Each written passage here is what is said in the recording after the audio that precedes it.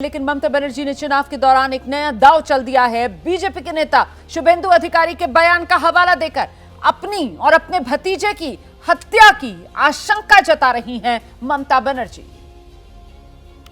এই যে বোমা টোমা ফাটানোর কথা বলছে না, আমিও টার্গেট, অভিষেকও টার্গেট। এরা আমাদের জীবন পর্যন্ত নিয়ে নিতে পারে। रहा गुलशन तो जुड़ा फूल खिलेंगे और रहा जिंदगी तो फिर मिलेंगे।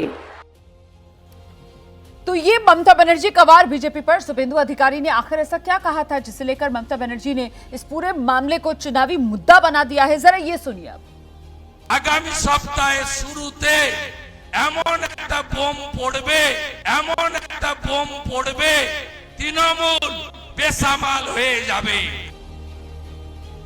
शुभेंदु अधिकारी ने कहा था बम फटेगा, टीएमसी संभल नहीं पाएगी, और उसी को लेकर ममता बनर्जी ने सीधे सीधे अपने भतीजे की हत्या की साजिश से इसको जोड़ दिया, बीजेपी को कटघरे में खड़ा कर दिया। इसीलिए सवाल बड़ा हो जाता है, बंगाल की सियासत में कौन सा बम फूटेगा? विजय जी, वही है बात, पॉलिटिकल ट्विस्ट है, इलेक्टोरल ट्विस्ट है। वो बम फूटने का मतलब कोई बम फोड़ने की बात नहीं हो रही है लिटरली, मतलब वो कह रहे हैं कि पॉलिटिक्स में एक ऐसा बम फूटेगा जिसको जो टीएमसी नहीं संभाल पाएगी। वो बम उनकी सेंस में हो सकता था कि साहब ये पॉलिटिकल एक्सरसाइज में हार जाएगी या कुछ लोग उनके तोड़ के पार्टी टूट जाएगी, कुछ होगा, वो उस रेफरेंस में बात कर रहे हैं, ऐसा मुझे लगता है।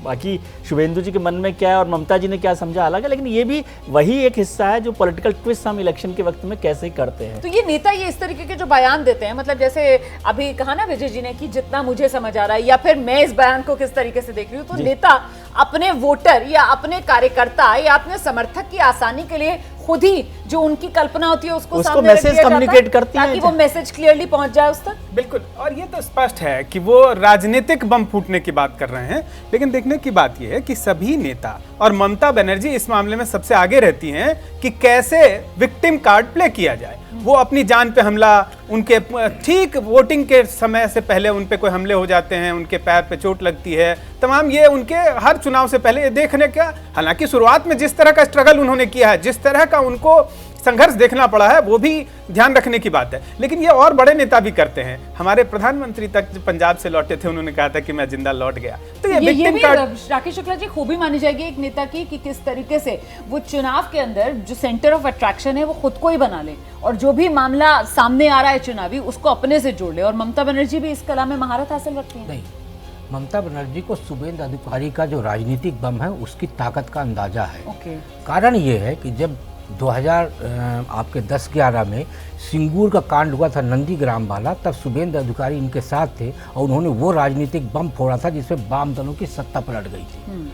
और इस बार संदेश खली का जो बम है वो कहीं ना कहीं इनको खतरा महसूस करा रहा है ममता बनर्जी जी को। तो शुभेंदु जी ने जो बम की बात की है, तो ममता को लग रहा है कि यदि संदेश खाली का बम भी उसी तरह से फटा जैसे सिंगूर में फटा था तो उनके लिए मुश्किल पैदा करेगा। और जो 2014 में स्थितियां तृणमूल कांग्रेस की थी, यानी 34 सीटें, तो कहीं वो बम इस बार भारतीय जनता पार्टी को उस आंकड़े तक न पहुंचा दे। वही घबराहट जो है उनको अपने आप को जख्मी और जान से जोड़ के दिखाने की कोशिश करवा रहा है। तो मतलब वो सियासत में बम संदेश खाली वाला, लेकिन कहीं ना कहीं चुनावी कहीं फायदा पूरा बीजेपी ना ले जाए, इसीलिए ममता बनर्जी ने उसे अपनी जान, अपने भतीजे की जान से जोड़ दिया। अभय जी, देखिए, बंगाल में बहुत जबरदस्त टक्कर हो रही है जी, बहुत ही जबरदस्त चुनाव हो रहा है बंगाल में, और किस तरफ पानी मरेगा, कौन ज्यादा जीतेगा, कौन कम जीतेगा, इससे काफी कुछ तय होने वाला है। भाजपा को लगता है कि जो 100% स्ट्राइक रेट वाले, 95% स्ट्राइक रेट वाले इलाके हैं, अगर वहाँ हमारी कुछ सीटें कम होती हैं जो स्वाभाविक तौर पर कम हो सकती हैं, तो हम बंगाल से कुछ सीटों की भरपाई करेंगे। ममता बनर्जी का मानना यह है कि भरपाई करने की बात तो दूर रही, हम आपकी और भी कुछ सीटें कम कर देंगे। जहाँ तक संदेश खाली का सवाल है, मुझे लगता है कब फूटेगा बम, वो 7वें चरण के चुनाव के बाद फूटेगा। पहले चरण का चुनाव तो हो ही गया है, और दूसरी बात ये कब फूटेगा, वो तो भाजपा को तो उम्मीद ये थी कि पूरे देश में संदेश खाली का असर जाएगा। ऐसा तो हुआ नहीं। वो 2 ब्लॉक जो हैं बशीरहाट निर्वाचन क्षेत्र के, उन्हीं 2 ब्लॉक में पूरा का पूरा आंदोलन वो सिमट कर रह गया है।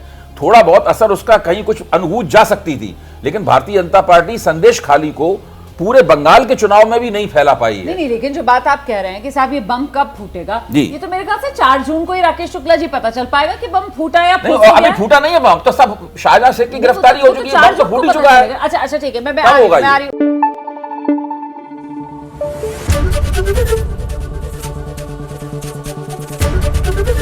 एबीपी न्यूज आपको रखे आगे।